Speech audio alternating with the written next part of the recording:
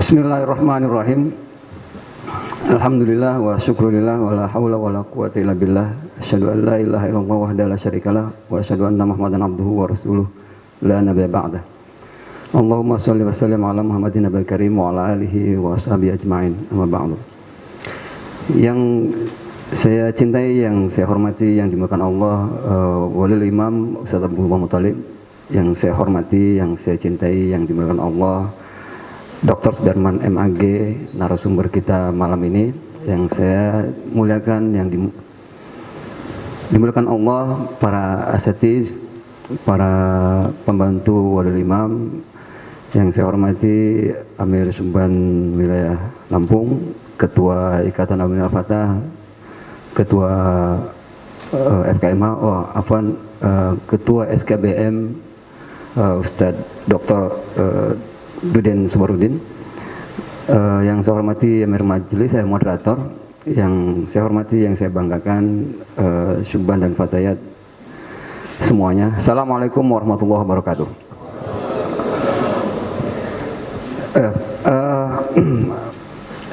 Kita masih ingat dulu beberapa zaman-zaman kita masih kecil ya. Mungkin kalau yang generasi Z sih saya nggak tahu mengalami apa enggak. Kalau saya zaman dulu mengalami, kita nonton film G30 SPKI itu 4 jam setengah betah. Iya Pak ya, 4 jam setengah. Jadi kalau kita nonton jam 8, jam setengah 1 baru selesai. Nah ini kita cuma punya kesempatan sampai jam 11 Pak. Mulainya jam 8. Artinya kita masih kalah sama kita dulu. 4 jam setengah kita nonton G30 SPKI. Udah ada yang pernah nonton sampai tuntas dari awal sampai akhir? Yang belum nonton? Udah semua?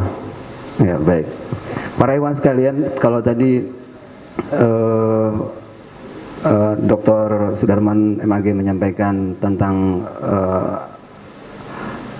Pancasila, bagaimana Pancasila sebagai al-ahdu atau pakai bahasa Profesor Mahmud MD Mitsaqun Ghaliza ya Pak ya, sebagai perjanjian yang luhur buat kita itu sebagai komitmen bersama yang mempersatukan bangsa Indonesia di berbagai kepentingan, berbagai etnis.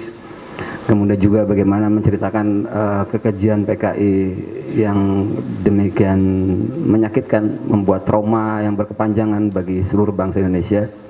Nah saya mencoba ingin mengajak kita berpikir kritis tentang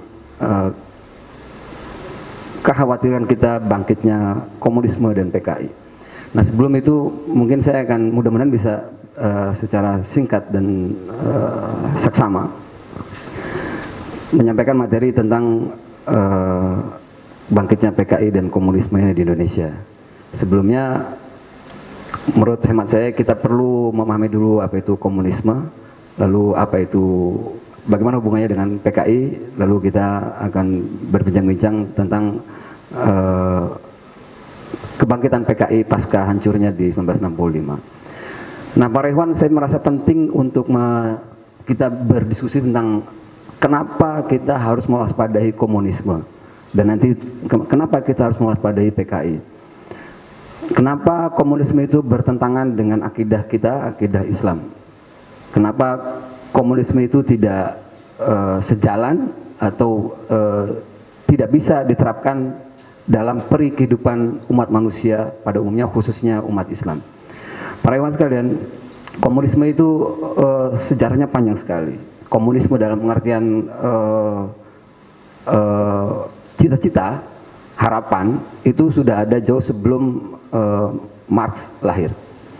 Jadi bahkan sebelum revolusi Prancis itu soal komunisme, sosialisme itu sudah muncul. Nah memang menguat istilah komunisme dan sosialisme itu di masa-masa revolusi Prancis ketika Louis XVI yang diktatur itu diruntuhkan atau dihancurkan oleh rakyat Prancis waktu itu karena kerajaan Louis yang dianggap bengis dan seterusnya. Ikhwan bisa baca tentang revolusi Prancis. Di masa itu muncul slogan, masih ingat slogannya? Égalité, fraternité, liberté. Kebebasan, persaudaraan, dan apa? Égalité, fraternité,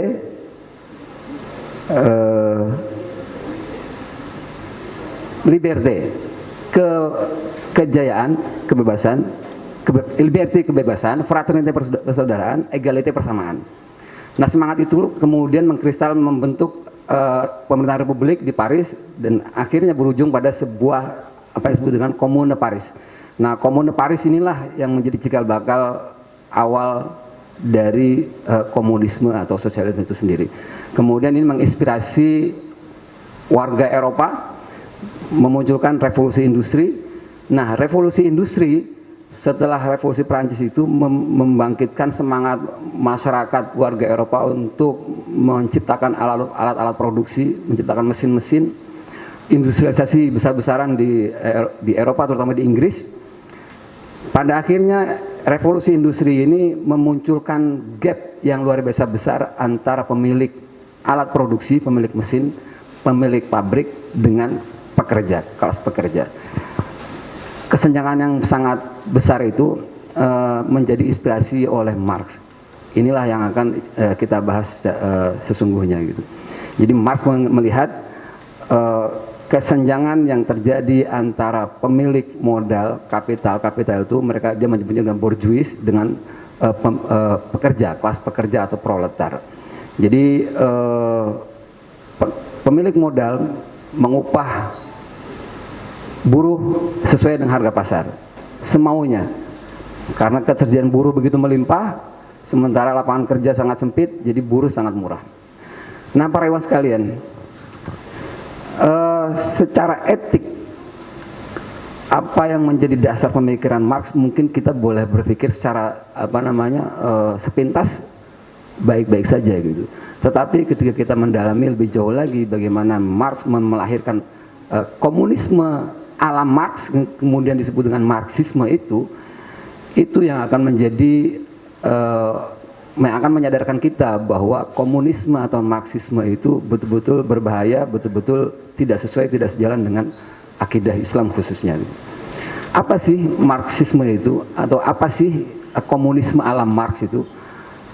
Itu terdiri dari tiga pilar pokok. Yang pertama filsafat materialisme, yang kedua cara berpikir dialektika Hegel, yang ketiga sejarah masyarakat. Nah, menurut Marx, komunisme yang dijalankan orang-orang sebelum dia di masa revolusi Prancis dan sebelum-sebelumnya itu adalah komunisme utopia, komunisme ilusi, komunisme yang tidak mungkin terwujud, hanya cita-cita saja gitu. Nah, Marx di sini berusaha mewujudkan itu dengan teorinya, teori barunya, yaitu gabungan antara filsafat materialisme, cara berpikir Hegel dialektika, kemudian sejarah masyarakat. Inilah inti dari Marxisme atau komunis ala Marx.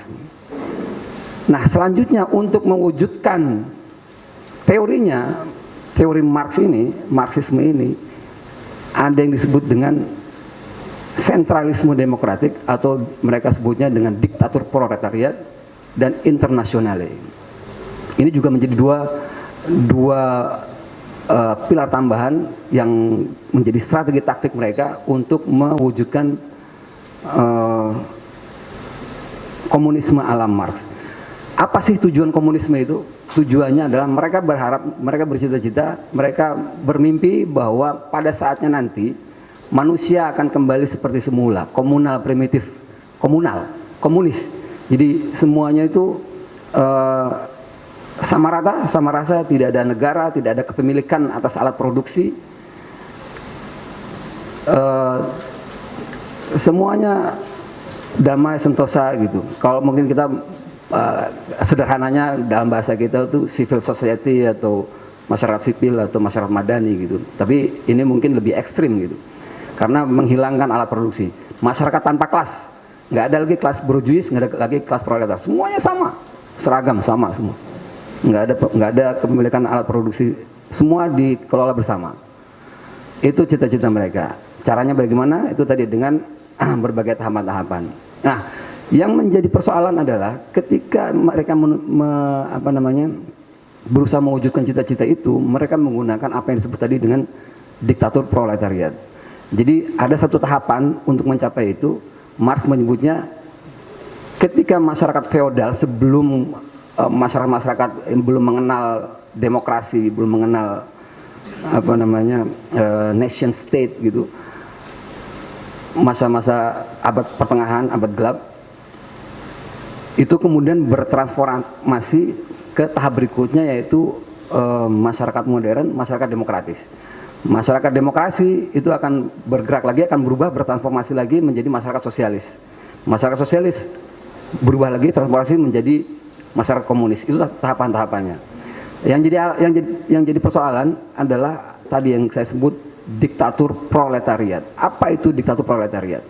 Jadi para iwan sekalian, diktatur proletariat ini adalah satu mekanisme, satu sistem yang mengizinkan partai di tahapan negara sosialis itu untuk melakukan apa saja, berbagai cara, segala cara, apa saja untuk memaksakan kehendak mereka untuk menerapkan kebijakan mereka.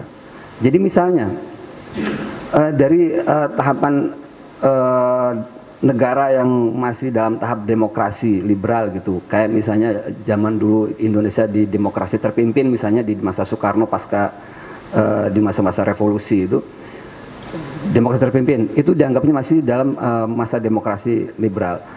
Nah, ketika sudah beralih ketika ada partai yang mengusung ide komunisme ini, bercita-cita untuk menegakkan komunisme, mereka punya ideologi komunisme seperti PKI. Nah, PKI ini, partai yang mengusung cita-cita ini, itu diizinkan untuk melakukan apa saja, berbagai cara dengan mekanisme diktatur proletariat. Kenapa? Alasannya ini dengan alasan proletar. Jadi masyarakat kelas pekerja, buruh-buruh, buruh tani, kaum miskin kota, itu menjadi alasan, menjadi apa namanya, legitimasi buat partai berkuasa PKI misalnya pada masa itu untuk menerapkan diktatur proletariat. Jadi partai ini adalah representasi dari tadi yang saya sebutkan, ada buruh, ada petani, ada kaum miskin kota dan macam-macam. Itu partai ini merepresentasikan mereka. Oleh karena itu partai itu mendapat punya wewenang untuk menerapkan diktatur proletariat. Nah, itulah kenapa kemudian tadi Dr. Sudarman itu bercerita bahwa betapa PKI itu menghalalkan segala cara. Apa saja semua itu, Bu. Itu karena mereka punya kebijakan itu, merasa punya wewenang itu, merasa punya mandat dari orang-orang yang mereka klaim sebagai masyarakat proletar. Entah itu betul-betul mewakili atau tidak, kita tidak tahu. Jadi ini yang paling berbahaya. Kita bisa lihat setelah Marx bersama Engels menyampaikan teorinya itu diwujudkan dalam tanda petik oleh Lenin di Soviet. Ini kita bisa menggambarkan betapa diktator proletar itu jahatnya luar biasa ya. Jadi ketika transmisi ide komunisme Marxis itu sampai ke Lenin, lalu Lenin itu dengan ambisi politiknya juga tinggi, dia memprovokasi rakyat Rusia untuk berontak dari Tsar Rusia waktu itu pada 1917, revolusi Bolshevik. Dia menang, langsung dia menerapkan strategi diktatur proletariat itu. Jadi kemenangan itu dirayakan, di euforia, membentuk sebuah partai komunis di Rusia. Rusia diganti namanya menjadi Soviet, Uni Soviet, USSR. Itu mereka mengklaim sebagai tahapan berikutnya dari apa yang disebut Marx negara sosialis. Artinya selangkah lagi seandainya Lenin berhasil, selangkah lagi USSR ini, Uni Soviet ini akan bertransformasi menjadi masyarakat komunis, masyarakat tanpa kelas, masyarakat yang sudah tanpa negara. Nah, untuk mendukung, memperkuat cita-citanya Lenin ini, dia melakukan berbagai kongres internasional melibatkan banyak negara, aktivis-aktivis dari lintas negara di Eropa, di Asia, termasuk di Indonesia. Kongres itu membentuk namanya komunisme internasional. Inilah cikal bakal dari internasionale yang dicita-citakan oleh Marx, diwujudkan oleh Lenin. Nah, para ikhwan sekalian, di masa Lenin ini, di 3 tahun pertama setelah revolusi Bolshevik 1917, itu disinyalir 5 juta rakyat Rusia terbunuh. Kenapa? Karena dia menentang Lenin. Kenapa menentang Lenin? Karena Lenin ini menyita bank-bank yang milik pribadi, bank-bank yang besar gitu di sana pribadi disita. Tanah-tanah milik tuan tanah disita. Dibagi-bagi begitu saja kepada buruh, kepada komiskin kota. Kemudian alat-alat produksi yang milik perorangan disita. Itulah perlawanan luar biasa besar dari rakyat Rusia yang ya mereka tentu saja nggak mau jerih payah mereka disita begitu saja, melakukan perlawanan. Karena melawan, pembantaian besar-besaran terjadi. Disinyalir 5 juta rakyat Rusia sepanjang 3 tahun pertama berkuasa Lenin dibantai. Setelah Lenin berkuasa, Stalin itu lebih ganas lagi. Dia bikin apa yang namanya satu departemen namanya Gulag. Gulag ini singkatan bahasa Rusia, panjang sekali singkatannya, saya lupa, nanti di browsing aja di Google. Gulag ini adalah sebuah sistem yang di bawahnya membawahi ribuan kam-kam kerja paksa di seantero Soviet. Ribuan jumlahnya, katanya sih 3 ribuan. 3 ribuan kam-kam konsentrasi, kam-kam kerja paksa. Jadi orang-orang yang menentang kebijakan partai masuk situ dan nggak tahu hilang nasibnya entah kemana. Itu Stalin. Nah, para ikhwan, jadi itu alasan kenapa, salah satu alasan kenapa kita harus menentang, mewaspadai komunisme itu. Di Indonesia saya perlu kasih tahu dulu, di masa-masa itu ya, di masa-masa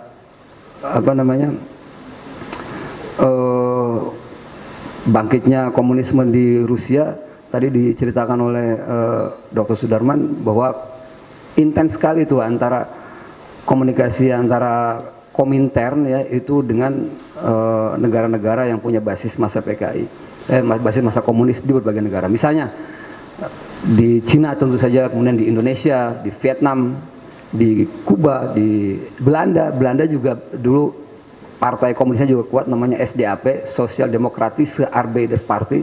Itu tadi yang disebut dengan Sneflit, itu adalah anggota dari SDAP itu. Intensif sekali itu membangun jaringan internasional dari Komintern itu, komunisme internasional.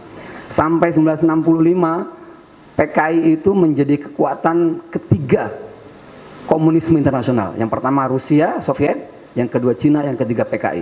Jadi luar biasa.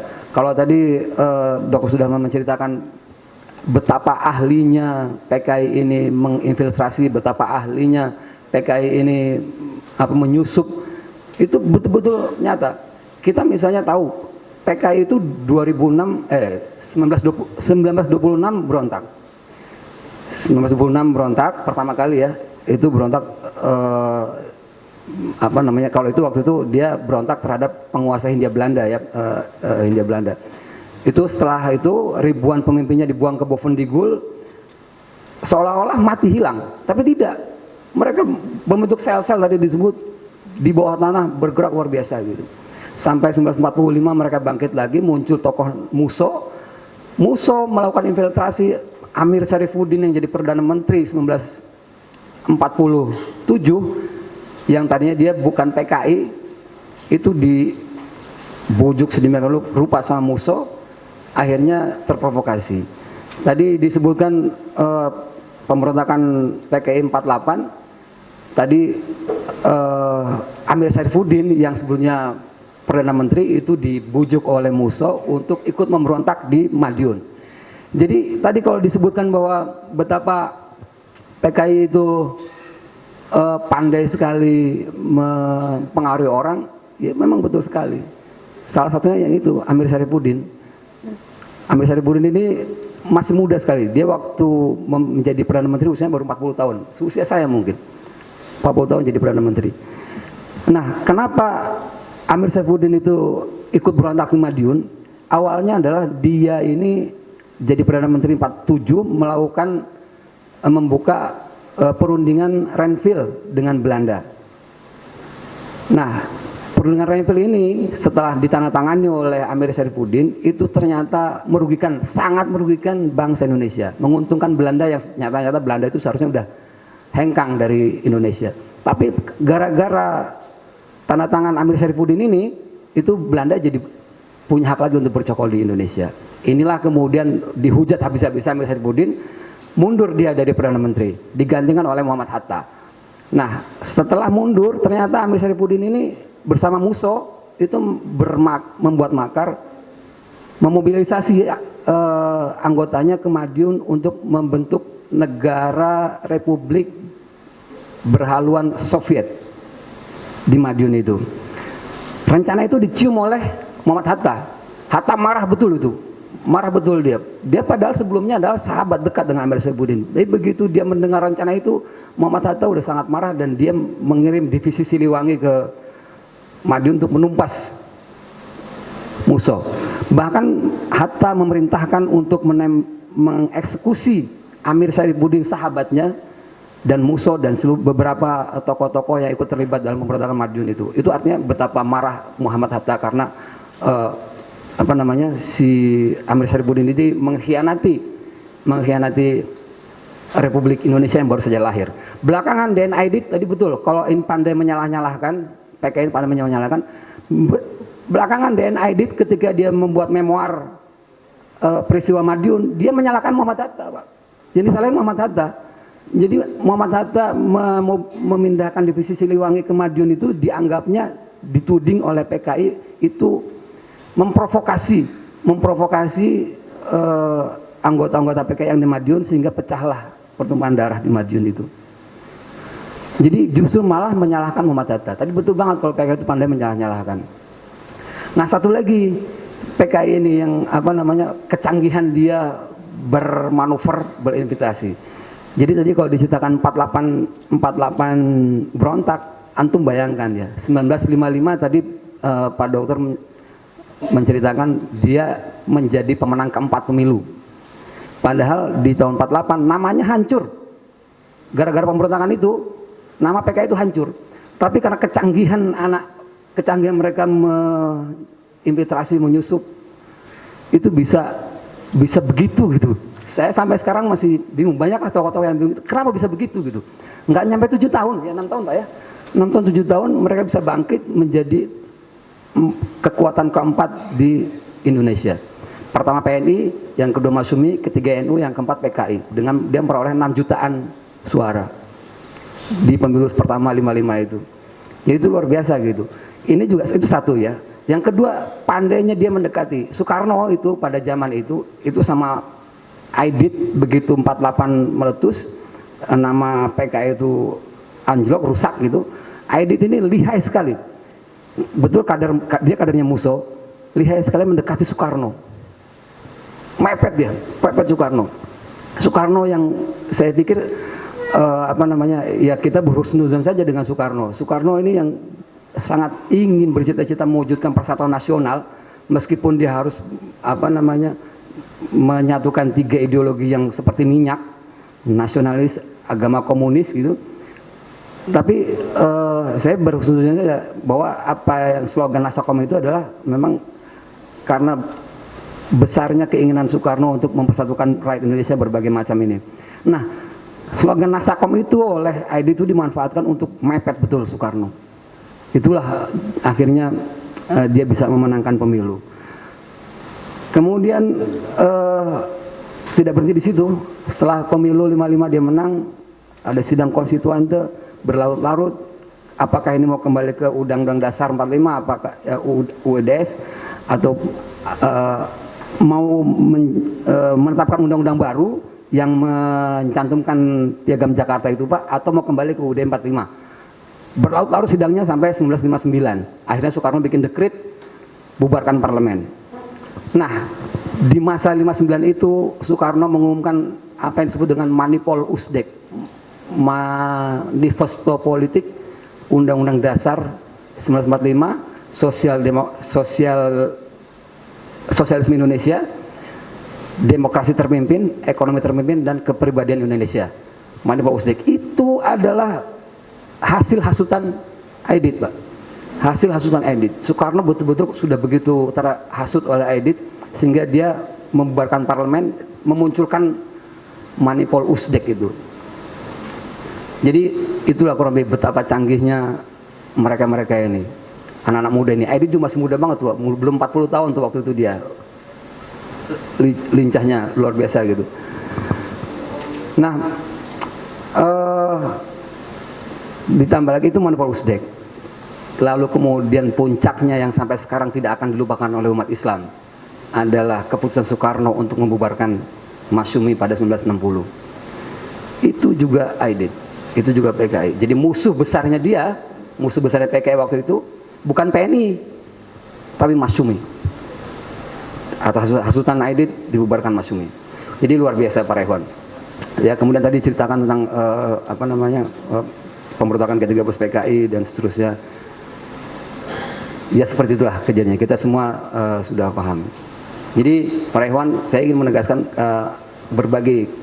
berdiskusi dengan kita semua secara kritis. Kenapa kita mesti menentang, mewaspadai PKI, komunisme secara umum. Nah, Pak Rewan, dari situ, dari apa yang sudah diceritakan oleh sejarah ya, bagaimana Soviet itu menerapkan diktatur proletariat, bagaimana kelicikan PKI di Indonesia, begitu kejam, begitu keras, itu menjadi trauma yang tidak akan terlupakan oleh umat Islam khususnya dan umat manusia pada umumnya, sehingga akan sangat sulit ini dilupakan, akan sangat sulit traumatik ini dilupakan. Jadi jangan coba-coba, betul tadi kata Pak Sudarman, jangan coba-coba ide-ide atau rencana-rencana untuk membangkitkan PKI ini dilakukan. Itu pasti akan penentangan luar biasa. Nah Pak Rewan, selanjutnya setelah kita memahami bagaimana kenapa kita harus mewaspadai atau menentang ideologi komunisme, Marxisme ini dan khususnya PKI, maka sekarang kita akan kembali ke masa kini ya. Tadi kita udah jalan-jalan ke beberapa puluh tahun atau ratusan tahun yang lalu. Kita kembali ke masa kini. Diskursus tentang komunisme PKI di Indonesia ini minimal di dua momentum. Yang pertama ya di akhir-akhir bulan September atau menjelang akhir September awal Oktober, itu kita sering diskursus ini menghangat. Tapi di Indonesia nggak cuma itu momentumnya, di momentum yang lain, misalnya di menjelang perhelatan akbar, pemilihan umum atau pemilihan presiden, menjelang ada penetapan RUU atau menjelang ya event-event besar di Indonesia, isu atau diskursus tentang komunisme PKI ini menguat lagi. Nah celakanya di Indonesia ini isu itu nggak berhenti-berhenti gitu, dinamikanya dinamis banget politik Indonesia ini, ada aja gitu, sehingga akhirnya isu wacana atau kekhawatiran PKI ini jadi sepanjang tahun. Jadi sepanjang tahun, apalagi ada aja peristiwa penikaman ulama atau asatiz lah, perusakan masjid lah, apalah ada aja itu. Jadi seolah sepanjang tahun ada aja peristiwa itu yang membangkitkan lagi, menghangatkan lagi diskursus PKI. Nah kalau kita berdiskusi soal PKI di akhir September ya berarti kita sesuai dengan musimnya Pak. Nah Pak Rewan, di malam ini saya ingin mengajak kita berdiskusi secara kritis ya. Jadi hemat saya kita terlalu tersita energi kita, waktu kita, perhatian kita itu untuk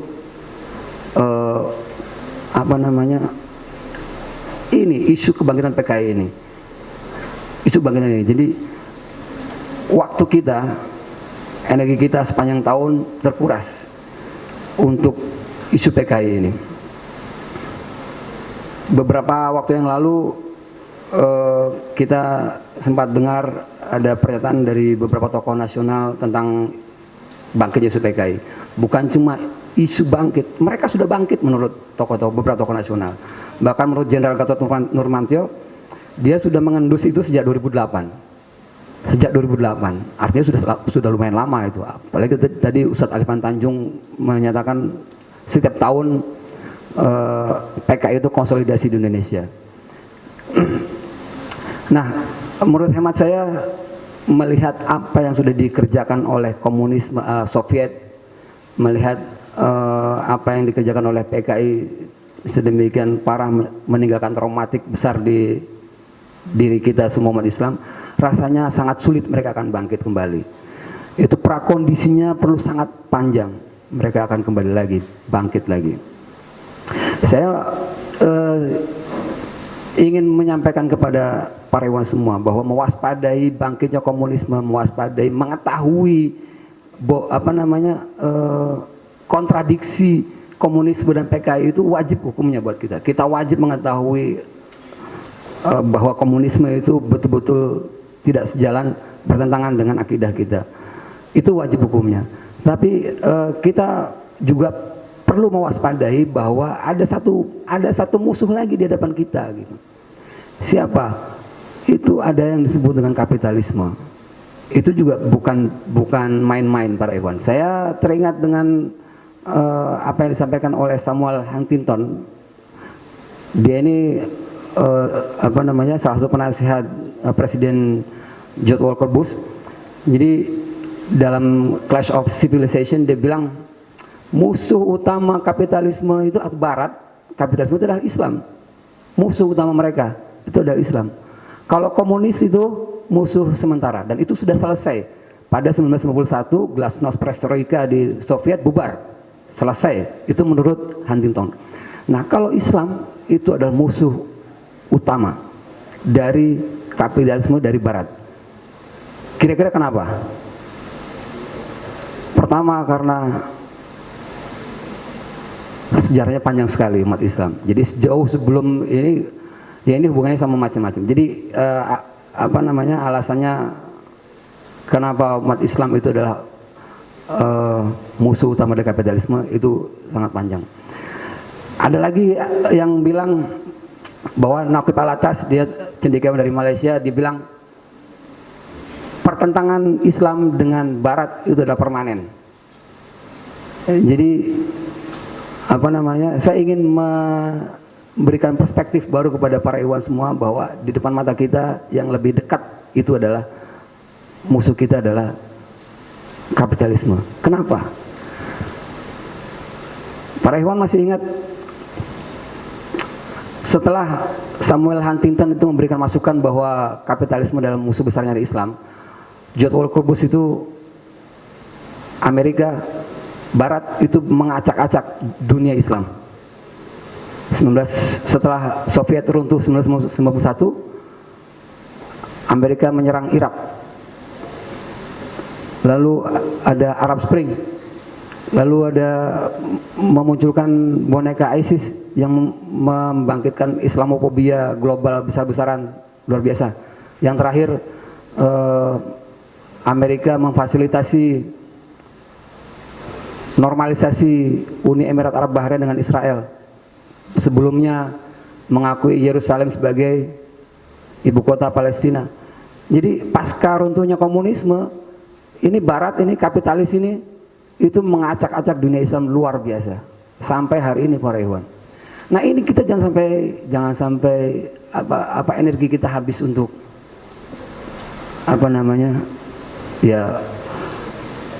hantu komunisme ini. Kita memahami bahwa mereka adalah komunis atau PKI itu adalah haram hukumnya bagi Indonesia, itu wajib kita, ya itu betul.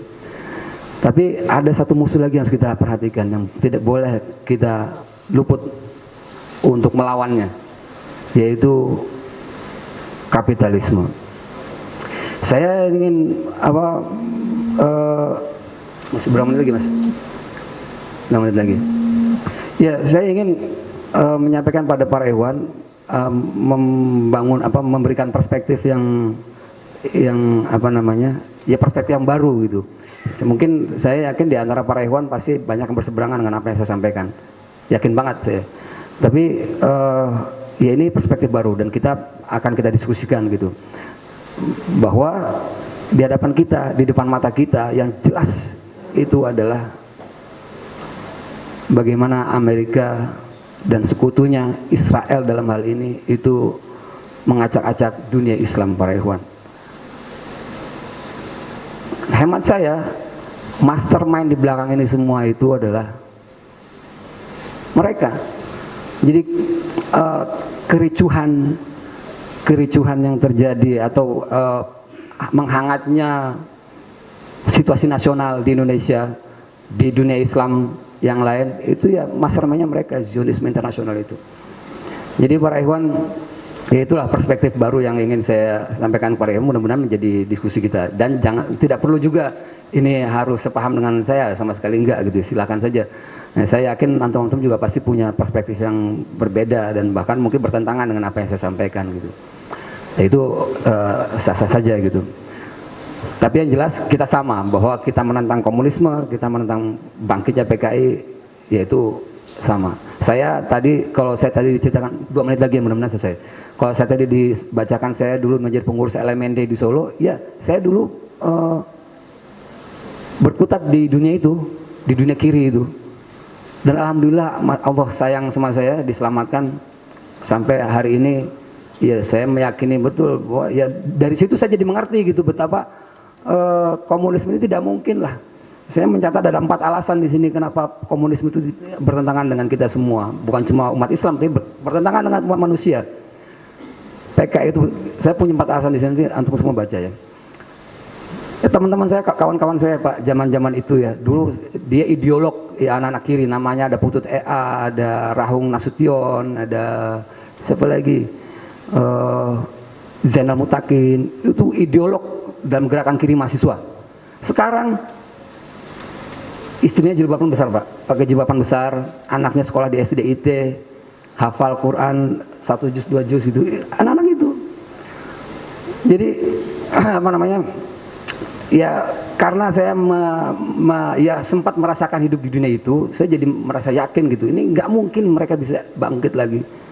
Bahkan orang-orang yang seperti saya sebutkan tadi itu jauh menjadi, ada yang umroh, ada yang ya seperti itulah. Dan mereka semua umumnya oposan terhadap pemerintah saat ini. Saya bisa pastikan. Jadi kalau antum ikuti Twitter mereka, saya tiap hari memantau Twitter mereka, itu oposan dengan pemerintah saat ini. Padahal mereka dulu ideolog anak-anak kiri. Jadi seperti itulah. Mungkin benar apa kata Winston Churchill bahwa kalau kamu masih muda tapi tidak sosialis, maka kamu nggak punya hati gitu. Tapi kalau kamu sudah tua masih sosialis, berarti kamu nggak punya otak. Bisa dipahami nggak? Kalau kamu masih muda nggak sosialis, berarti kamu nggak punya hati. Tapi kalau kamu sudah tua tapi masih jadi sosialis, berarti kamu juga nggak punya otak gitu.